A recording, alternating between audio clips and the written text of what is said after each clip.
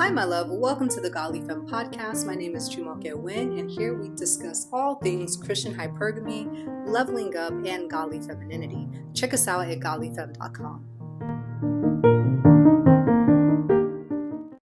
Okay, ladies, today we're going to talk about when should you marry? Some Christian hypergamy lesson for you. So I believe that the best time for a young woman, 2024, who lives in, maybe the UK, US, maybe a first world country, I think the best age for women to cash out, get married, settle down, have a family is in their mid-20s. And I'm going to explain why. Now, if you were raised in a culture, a society that, raised you to be a wife, right? And you're second, third, fourth generation homesteader, homeschooler, homemaker, well then yeah, get married at like 18, 19, that's great. I think a lot of people get married at that age, but I'm talking about just the average modern day woman, especially Black women. What age do I feel like is appropriate to get married? I think mid-20s is the most appropriate, and I'm going to explain why. Well, first reason why I think that mid-20s is good versus maybe 18, 19 if you were not prepared for marriage. I always say that you don't have to be perfect to be married, but you have to be prepared. So if you were not prepared to be a wife, if you were not prepared for marriage, if you were not prepared for dating by your parents and how to vet and things like that, then you probably need a little bit more time. The average American is very just not prepared. Not prepared for the real world. We have a longer stretch of adolescence than most cultures. Most cultures, it's either you're a child or you're an adult. By the time you're 15, 16, you are a full-grown woman. You're ready to marry, settle down, have children. But in this generation, we have like teenage years, which was not even a thing a couple decades ago. There was no such thing as teenagers, right? It was just, again, you went from child to an adult. And now from teenagers, we have adulting, right? So it's still this next step of coddling that this generation has. So this generation is really not prepared for marriage by the time that they're 18.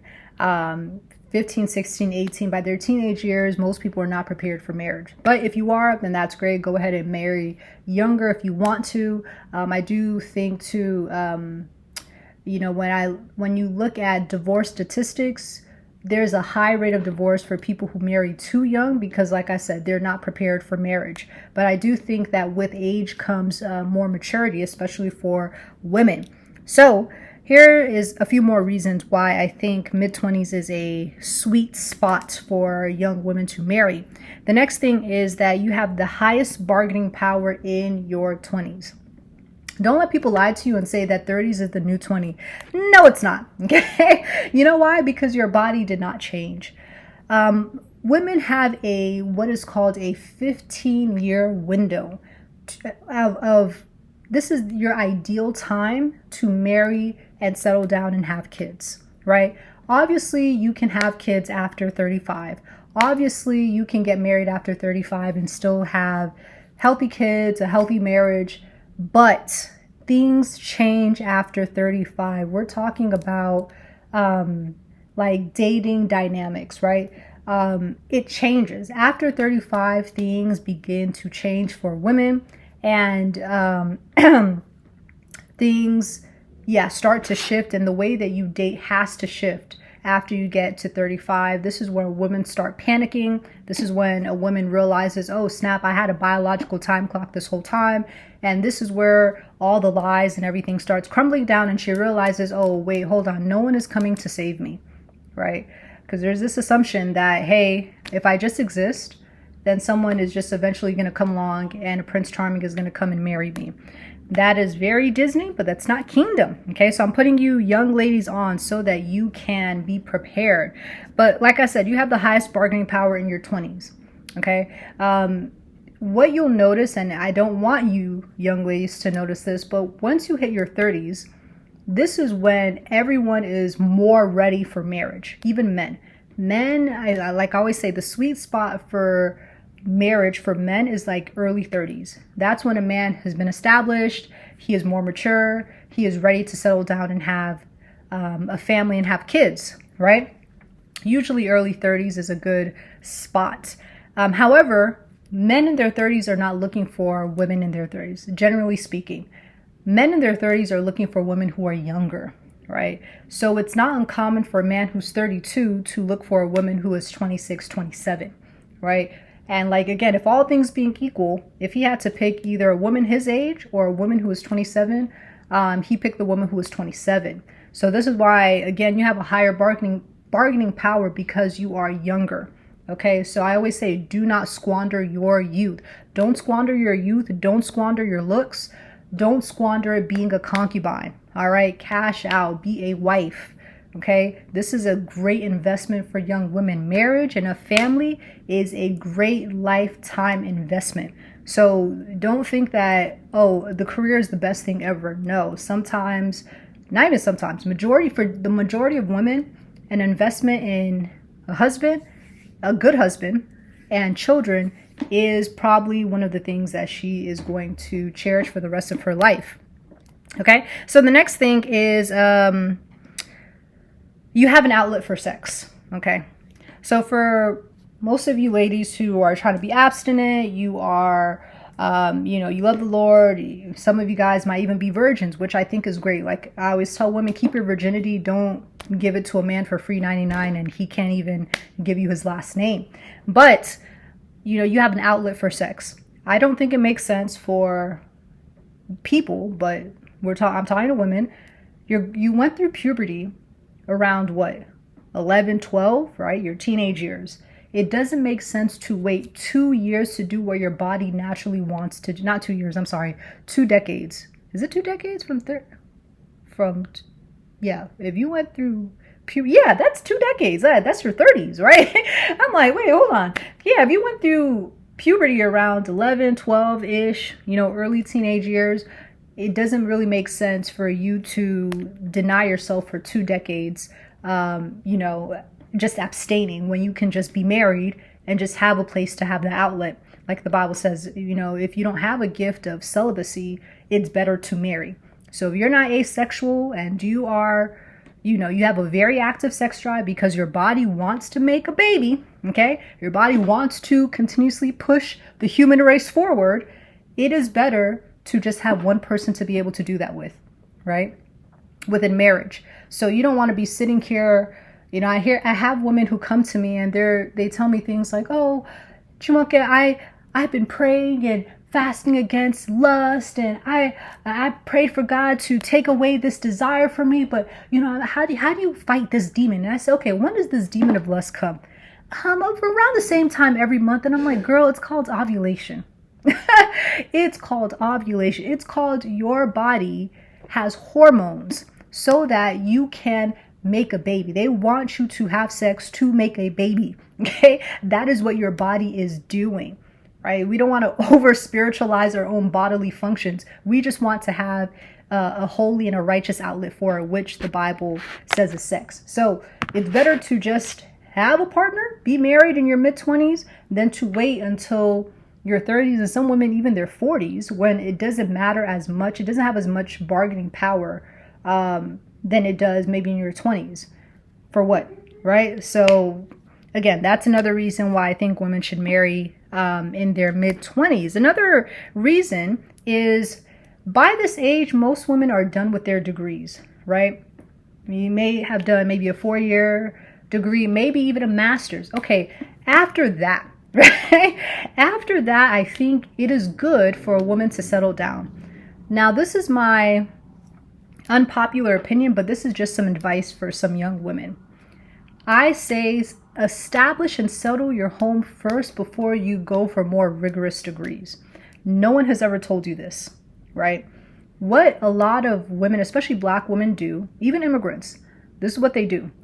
They sit here and they encourage their daughters to go to school to essentially be their own provider. I have no problem with you having your own passion. If this is something you really want to do, then that's great. But what ends up happening is because the program that they're in is so rigorous, they completely put off marriage and family planning until their 30s, when they are fully established. They are waiting until they are this age and they have all this money, and then they're like, okay, now I've arrived. But the issue with that is that you miss the, how do I say it, the most formative, like the peak years, right? The best years for you to marry, right? When you had the highest bargaining power, which was your youth, and also you have debt. People are not talking about this. You have debt, right? Well, if you don't, that's fine, right? If you can go to a higher education and maybe you do law degree and maybe do a medical school, whatever, and you can get out of it debt free or low debt, then that's great. The issue arises is you racked up so much debt. I know I've heard of this one woman who had $150,000 of student loan debt because she went to law school. And then on top of that, another $20,000 in credit card debt. If you rack up a whole lot of debt, you are going to have to do 50-50 with a man. What man? Because that man now has to incur that debt, right? So a man has to not only marry you, want to marry you when you're older and you're not maybe as fertile or whatever, his own preference. He probably is looking for someone who's younger. And then he has to incur tens of thousands of dollars of debt, and he has to pay that by himself. Because what's going to happen is women, when they finally have that first child, that's when the hypergamous gene kicks into women. And they're like, hey, I'm tired of paying 50-50. Hey, I want to stay home with my kids. Hey, I'm tired of doing all the chores in the house, the cooking and the cleaning, and I'm not getting any help. I don't want to work anymore. I don't want to be a medical doctor. I don't want to be a lawyer. And it's like, yeah, but you have $150,000 of student loan debt. Who's going to pay that? Who's going to pay it? Right? So I think it's better, okay? Cash out first. Marry first. And then go to school later. School is always going to be there. Where are you running to? Right? It's an option. Maybe no one's ever told you that this was an option. It may not work for you. It may work for you. Hey, take it or leave it. It's just advice. If you really in your heart desire to maybe do a PhD, a doctor, you want to go to med school, dental school, law school, whatever higher education, I would say wait till your kids are out of their formative years and then go back. Right? Wait, like have your kids, get married, have your kids, wait until maybe they're like, at least old enough to be by themselves, right? I would say maybe 7 to 10, right? And they're like, okay, they're a bit older, and now you can dedicate a bit more time to study and focus on school, but your family has already been established. The career is not running anywhere, okay? It's not going anywhere, but your time to start a family that is extremely important. So I would say, if you have a first degree and maybe a second degree, then okay, after that, you've already had enough time to be a woman. You've experienced the world. Maybe some of you have traveled a little bit. You lived on your own. For me, once I paid a big girl bill, I said, all right, that's enough time to get married. But, so you still are in a good spot. So if you can go to school without debt or with low debt, I would say definitely consider that as an option. The next two more reasons. The next reason is you're still moldable. The issue that happens when women get older, especially past their mid-20s, after they left college, after they're done with their degrees, they've established themselves as women, they become very fixed. When you're younger, you have more optimism about dating and marriage and love, right? You want it more. You're like, oh my gosh, I just want a boyfriend, I want a husband, whatever the case is, right? That's why I'm like, it's good because you don't have as many negative life experiences that can harden women over time, right? If you know how to date, if you are hypergamous, if you date with strategy from the beginning, right? And if you have a mentor or you have parents who are helping you to date for marriage, then that's great. But as you get older and you're like, okay, I already have enough money. You don't need a provider. You don't need a protector. You've been protecting yourself. You've been providing for yourself. At this point, you are just looking for a sidekick. And women start to become more masculinized the older they get when they are not married. This is an observation that I've seen. because they have been so used to doing everything on their own, right? And sometimes even their career requires them to be more masculine, requires them to work harder. And, we're on a deficit because we don't have as much testosterone as men. So we're working overtime, right? As women, we're not being kind to ourselves. We're no longer soft. We're no longer feminine. And that also hurts our chances as we date. So as women get older, marriage, even though they don't say this, becomes just a nice to have. It's like a Birkin bag. Like, oh, I just want this because, it's a nice to have. I just want to check mark off that I did it. But they become less focused on it. That mid-20s to mid-30s is a space that there's a lot of deception that happens with women until 35. After 35, then the mask falls off, and then a lot of women are like, oh my gosh, my biological time clock is ticking. Oh my gosh, where are all the men that, wanted me when I was 25? Oh my gosh, I want my eggs cracked today. I'm just trying to rush to the altar. After 35, panic begins to set in. So you don't want to wait that long. So, and the last reason why I think you should marry your mid-20s is because you can family plan better. All right. Sometimes when I speak to women, I don't think they've really planned out what they want out of life and how it's going to happen and realistic timelines for themselves. I think a lot of women are very short-sighted. So this is how some women think. They're like, oh yeah, I want to do maybe med school, right? Which there's nothing wrong with that. Okay. You want to do med school. By the time that you're finished, right? You did 4 years undergrad, 4 years medical school, 3 years residency, and that's not even including gap years to study for the MCAT or whatever. Then you want to do a fellowship, whatever. Okay. By the time that you have settled yourself, you are now in your 30s. Okay. And then on top of that, you want to date and you want to get commitment from a man. Let's say that takes 6 months of dating, active dating. Okay. 6 months dating. Now you have a man. Now, some of y'all like to be in relationships for 2 years plus. Let's just say 2 years ideally. In 2 years, finally he proposes to you. Okay. Now he proposes to you. You want to wait an entire year. Some people even more than a year, but let's just say 1 year to plan the wedding. Okay. 1 year to plan the wedding. Now you're finally married. Oh, but hold on. You don't want to jump into having kids yet. You want a couple of years to just enjoy one another, right? And then on top of that, you want 3 kids, but you don't want to have them back to back. You want to wait at least 2 years in between every child before you try again. Where is the time, Funke? Where's the time? Like at that point, you're already in your late 30s, you're 40. And when you realize, oh, I don't actually have as much time as I should. If you wanted that path, you should have started in your 20s. If that's the idea that you had for your mind and your family and to family plan, you should have started in your 20s, right? But now that you're older, if you don't start dating and thinking about dating until your 30s, a lot of things have to be rushed, right? Vetting men has to be rushed. Having kids has to be rushed. Everything has to be rushed because your biological time clock is blaring. So don't have that happen to you. Plan better. Plan to, maybe plan to settle down by your 20s where you have, you have the highest bargaining power in your mid-20s, right? Men want to marry women who are in their 20s, who are 30s, right? They're ready for marriage. They want to marry women who are younger. Cash out in your 20s. So I hope that this femininity lesson, mentorship lesson helped you. Let me know what you think and I'll speak to you later. Bye.